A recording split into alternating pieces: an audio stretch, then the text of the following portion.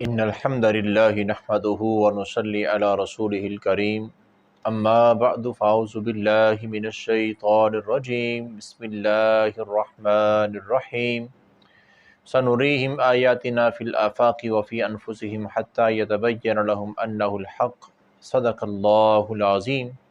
کلام مقدس قرآن مجید کا 25واں پارہ ہے، اور اس پارے کے شروع میں ہی اللہ تعالیٰ کا فرمان ہے کہ سنریہم آیاتنا فی الآفاق، ان قریب ہم تمہیں آفاق میں بڑی نشانیاں دکھائیں گے، وفی انفسہم، اور نشانیاں تو تمہارے اپنے اندر بھی بہت ہیں اگر غور کرو گے۔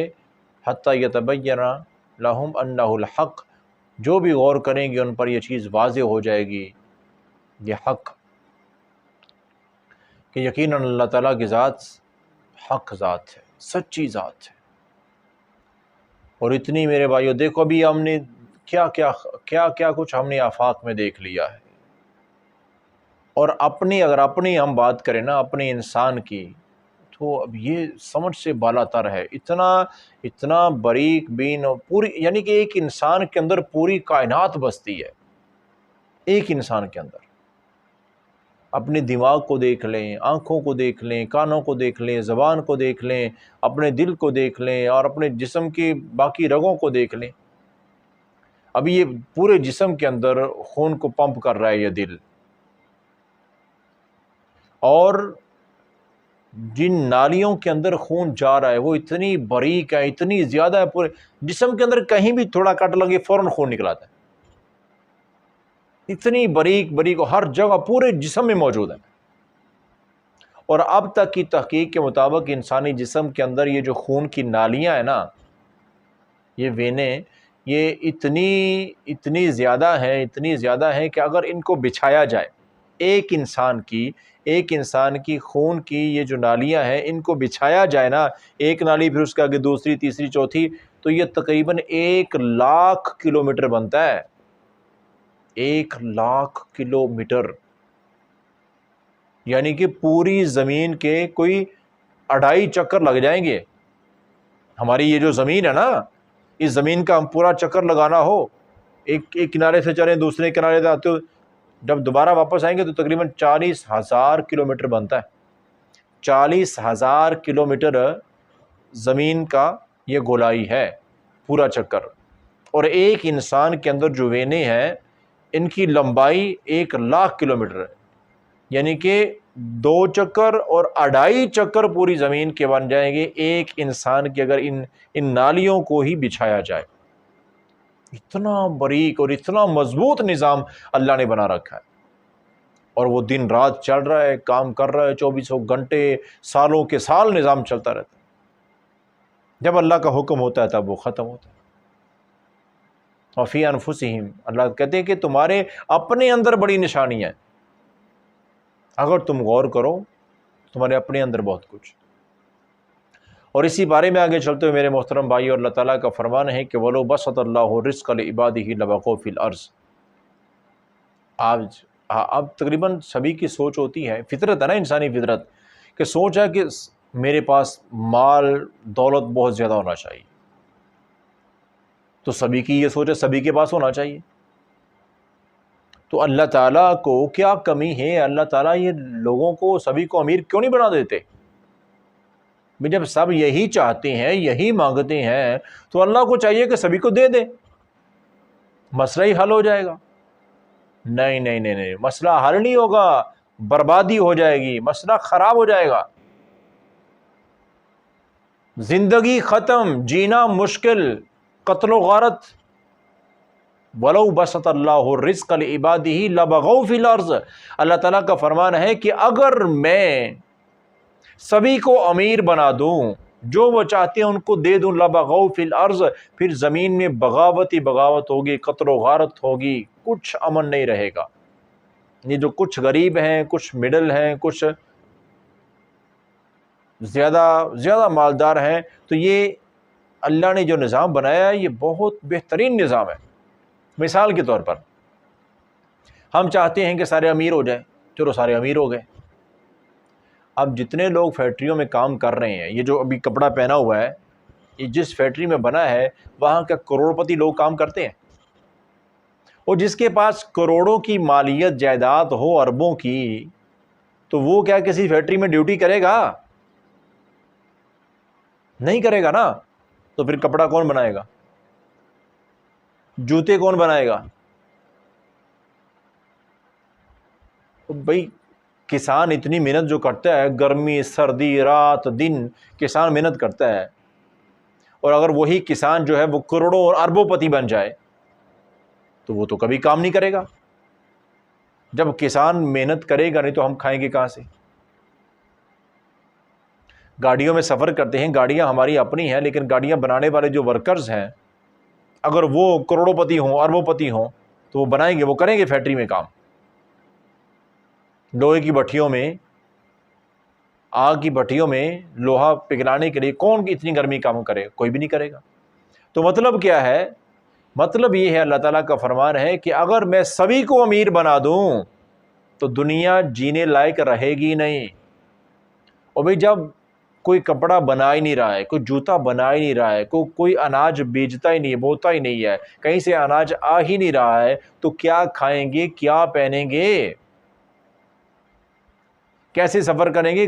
کون کون سڑکیں بنائے گا، کون پتھر اٹھائے گا جب سارے ہی امیر ہوں گے؟ تو مطلب کیا ہے؟ کوئی کام بھی نہیں کرے گا. تو ہوگا کیا؟ ہوگا پھر یہ میرے بھائیوں کہ انسان کی کوئی قدر نہیں ہوگی، صرف اور صرف چیزوں کی قدر ہوگی. بھئی جب کپڑا بن ہی نہیں رہا ہے، کوئی بناتا ہی نہیں ہے کپڑا، سارے تو لائن لاٹ امیر ہے. جب کپڑا کوئی بناتا ہی نہیں ہے تو جو کپڑا کسی کے پاس ہے اسی کپڑے کی ویلیو ہر بندہ کہے گا یہ کپڑا میرے پاس آ جائے، وہ کہے گا میرے پاس آ جائے، کیونکہ اور تو کوئی بنا نہیں رہا. تو ایک کپڑے کے لیے دوسروں کو قتل کیا جائے گا، ختم کیا جائے گا.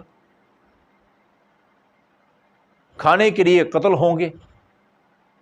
میرے پاس تو جوتا نہیں ہے، میں تو بناؤں گا نہیں کیونکہ میں تو کروڑ پتی ہوں، میں تو اربوں پتی ہوں. دوسرا بھی نہیں بنائے گا، تیسرا، سارے امیر ہو گئے ہیں، کوئی نہیں بنائے گا. جب کوئی نہیں بنائے گا تو جوتے جو ایک دو ہیں اس کے لیے لڑائیاں ہوں گی، میرا ہے وہ کہتا مجھے دو، کہتا مجھے دو. اب جب نہیں ملیں گے تو پھر قتل ہوں گے، قتل و غارت ہوں گے. تو یہ وہی الفاظ وَلَوْ بَسَطَ اللَّهُ الرِّزْقَ لِعِبَادِهِ لَبَغَوْا فِي الْأَرْضِ. اللہ تعالیٰ فرماتے ہیں کہ تمہاری سوچ کے مطابق اگر میں کر دوں سبھی کو امیر تو یہاں پہ صرف قتل ہوگا اور کچھ نہیں ہوگا، لڑ لڑ کے مر جاؤ گے تم. یہ جو نظام اللہ نے بنایا. پھر آگے دیکھیں، آگے اللہ تعالیٰ کا فرمان کیا، وَلَٰكِن يُنَزِّلُ بِقَدَرٍ مَّا يَشَاءُ إِنَّهُ بِعِبَادِهِ خَبِيرٌ بَصِيرٌ. اللہ تعالیٰ جتنا چاہتا ہے وہ اپنی مرضی سے عطا کرتا ہے، یہ اس کی مرضی ہے. انہ بعبادہ خبیر بصیر. اللہ تعالیٰ ہر کام سے بہت اچھی طرح باخبر ہیں اور سب کچھ دیکھنے والے ہیں. اللہ کو بعد کا پتہ ہے کہ کیا ہو جائے گا، کیا ہوگا، کیسے ہوگا. اس لیے میرے بھائیوں جتنا اللہ نے دیا ہے اس پر شکر کرنا سیکھیں، شکوے کرنا نہیں. میں بھی امیر ہو جاؤں، میں بھی امیر ہو جاؤں، میں بھی امیر ہو جاؤں. امیر ہونا کو زندگی کا حل نہیں ہے. اگر آپ کی زندگی میں سکون ہے نا، امیر نہیں بھی ہیں، آپ تندرست ہیں، امیر نہیں بھی ہیں، تو آپ کے پاس امیر اور پیسہ زیادہ ہونے سے بڑی نعمت ہے سکون اور تندرستی. یہ میں اپنی بات نہیں کر رہا ہوں. رسول اللہ صلی اللہ علیہ وسلم مسجد میں تشریف لائے، مسجد نبوی میں صحابہ کرام بات کر رہے تھے پیسے کے متعلق کہ مالداری ایک آزمائش ہے، بہت بڑی آزمائش ہے. کچھ کہہ رہے تھے کہ زیادہ مال ہونا اچھا ہے، کچھ کہہ رہے تھے زیادہ مال ہونا بندے کو گمراہ کر دیتا ہے. تو پیارے آقا نے فرمایا کہ مال زیادہ کوئی زحمت نہیں ہے، مال زیادہ کوئی مصیبت نہیں ہے، یہ تو اللہ کی نعمت ہے اگر حلال طریقے سے کمایا جائے، جائز جگہ پہ خرچ کیا جائے. لیکن ساتھ ہی فرمایا کہ اگر بندہ متقی ہے اور صحت مند ہے تو یہ مالدار ہونے سے زیادہ بڑی نعمت ہے. بندہ نیک ہے اور صحت مند ہے تو یہ امیر ہونے سے بڑی نعمت ہے. مطلب کیا ہے کہ اگر اللہ نے صحت تندرستی دی ہے، پیسہ کم بھی ہے تو شکوے نہ کرو، شکر کرو. بھئی پیسہ بڑا ہو، مان لیں بڑا پیسہ ہے لیکن ہسپتال میں داخل ہے، سالوں کے سال ہسپتال کی دوائیاں کھا رہے ہیں، ٹیکے لگ رہے ہیں، بوتلیں لگ رہی ہیں اور وینٹیلیٹر پہ لیٹے ہوئے ہیں، مشینوں سے سانس آ رہا ہے، دل کو مشینیں لگی ہوئی ہیں. یہ ساری مصیبتوں میں جھگڑے اس پیسے کو کیا کرنا ہے؟ ایک لقمہ کھا نہیں سکتے ہیں، ایک قدم چل نہیں سکتے ہیں، اس پیسے کو کیا کرنا ہے؟ تو میرے بھائیو، اگر تندرستی ہے، بڑی گاڑیاں نہیں بھی ہیں، بڑے گھر بنگلے نہیں بھی ہیں، تندرستی ہے تو یہ اس سے بڑی نعمت ہے، اور یہی پیارے آقا فرما رہے ہیں۔ تو اللہ سے دعا ہے اللہ تعالیٰ ہمیں ان باتوں کو، ان چیزوں کو سمجھ کر اپنے شکر گزار بندوں میں شامل فرمائے۔ اور اسی طرح اسی پارے میں اللہ تعالیٰ کا 25ویں پارے میں ہی فرمان ہے کہ للہ ملک السماوات والارض یخلق ما یشاء، زمین و آسمان کی بادشاہی، ملکیت یہ اللہ تعالیٰ کی ہے، وہ جو چاہتا ہے پیدا کرتا ہے۔ اللہ جو چاہتا ہے وہی پیدا ہوتا ہے۔ پھر کیا فرمایا؟ یہب لمن یشاء اناثا، اللہ تعالیٰ جس کو چاہتا ہے بیٹیاں عطا کرتا ہے۔ وَيَهَبُ لِمَن يَشَاءُ الذُّكُورَ، اور جس کو اللہ چاہتا ہے بیٹے عطا کرتا ہے۔ اور يُزَوِّجُهُمْ ذُكْرَانًا وَإِنَاثًا، جس کو چاہتا ہے بیٹیاں اور بیٹے دونوں ہی عطا کر دیتا ہے۔ وَيَجْعَلُ مَن يَشَاءُ عَقِيمًا، اور جسے اللہ چاہتا ہے بے اولاد ہی رکھتا ہے، نہ بیٹی نہ بیٹا، کچھ بھی نہیں دیتا۔ تو یہ سارے کا سارا جو نظام ہے، اولاد کا ہونا نہ ہونا، یا بیٹی کا ہونا یا بیٹے کا ہونا، یہ کس کے اختیار میں ہے؟ اللہ کے اختیار میں۔ اس میں کسی کا کوئی عمل دخل نہیں ہے، اور نہ کوئی اور ایسی کوئی ذات ہے کہ جو اولاد دے سکتی ہو، نہ۔ اگر کوئی کہتا نا کہ فلاں جگہ میں چلے جاؤ، وہاں منت مانو، وہاں چڑھاوا چڑھاؤ، وہاں نظر و نیاز پیش کرو تو اولاد ہوگی، بیٹا ہوگا، بیٹی ہوگی، 100% غلط ہے، جھوٹ ہے، فراڈ ہے۔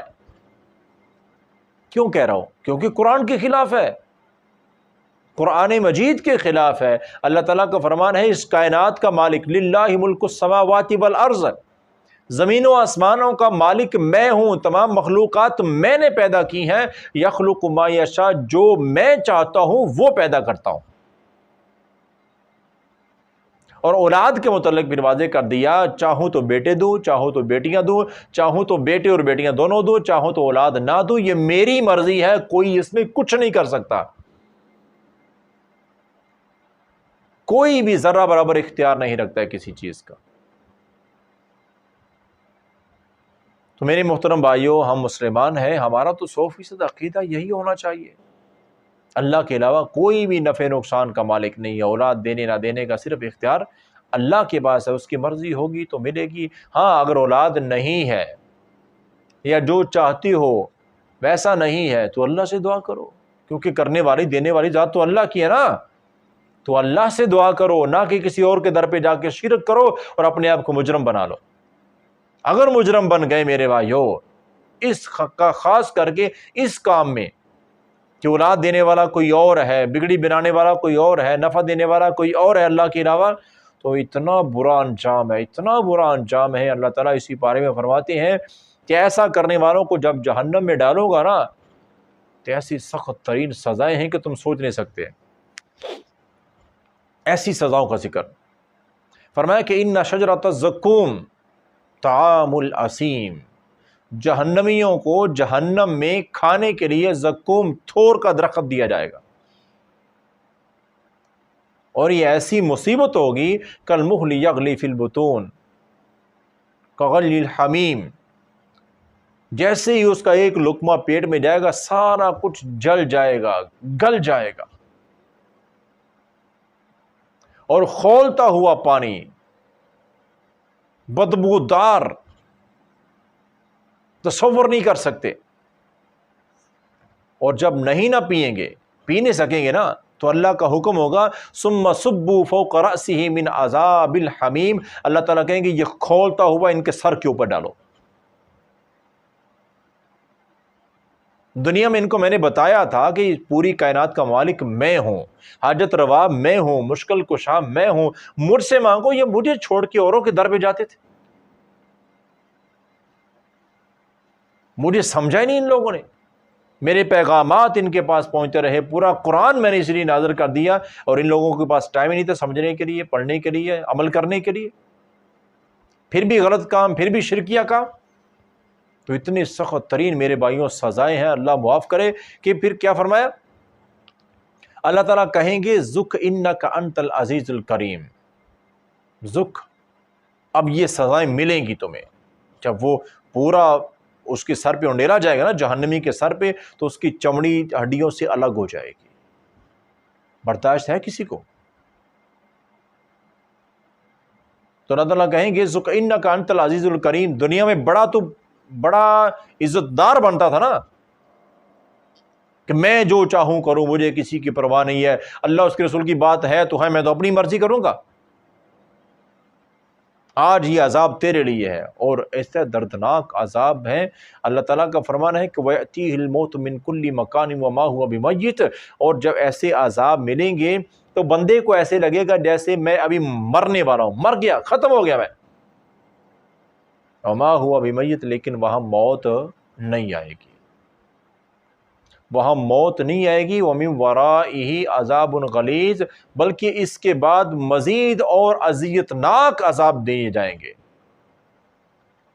تو خدا را میرے بھائیو، حالات جیسے بھی ہوں، برے سے برے حالات بن جائیں، کبھی بھی اللہ کے در کو چھوڑ کر کسی اور کے در پہ نہ جھکنا ہے، نہ کسی اور سے مانگنا ہے، اور نہ یہ کبھی عقیدہ رکھنا ہے کہ کوئی اور نقصان سے بچا سکتا ہے یا کوئی نفع دے سکتا ہے۔